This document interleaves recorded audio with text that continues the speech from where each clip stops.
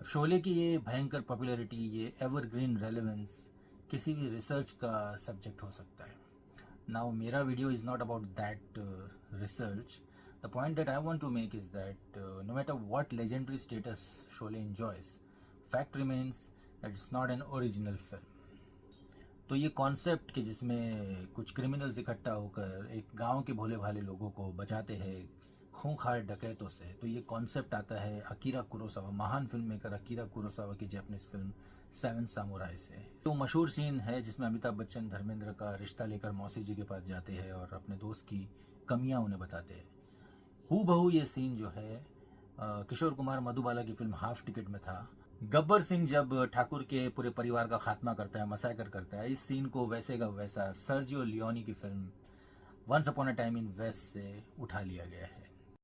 Sergio Leone की ही film for a few dollar more से भी काफ़ी सीन उठाए गए हैं. इनफैक्ट गब्बर सिंह का जो लुक है वो भी इस फिल्म के जो मेन विलन है चियान मारिया वोलंटे उनसे हूबहू मिलता जुलता है.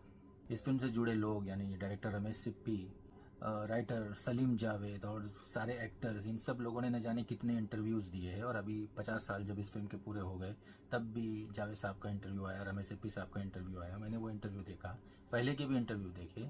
किसी भी इंटरव्यू में इन लोगों ने इस बात का इकरार नहीं किया है कि इन लोगों ने यहाँ से ये सीन जो है ये उठाए हैं. जब भी इंटरव्यू में इनसे पूछा जाता है कि किस तरह से शोले का आइडिया आया, किस तरह से शोले फिल्म बनी, तो बड़ी बड़ी बातें होती है. ये आइडिया ऐसे आया, अचानक आया और फिर डेवलप होते होते इतना बड़ा हो गया, ये वो. कभी ये लोग ये नहीं कहते कि हमने सर्जियो लियोनी की सारी वेस्टर्न फिल्में देखी और देखकर इंस्पिरेशन ली और वहाँ से ये डिसाइड किया कि कौन कौन से सीन जो है यहाँ से हमें उठाने हैं. कभी इन लोगों ने ये नहीं कहा कि हमने सेवन सामुराई देखी और उसका जो कॉन्सेप्ट है वो हमें बहुत पसंद है और हमने सोचा कि इसको इंडियनाइज करते हैं. कभी इन लोगों ने ये नहीं कहा कि हाफ टिकट हमने देखी और उसमें किशोर दा का वो जो सीन है वो हमें बहुत अच्छा लगा और हमने सोचा कि चलो इसको उठा लेते हैं. What about intellectual honesty? हाँ जावेद साहब, you want us to accept you as creative genius. तो आपकी क्रिएटिविटी, आपका जीनियस है क्या? Concealment of source.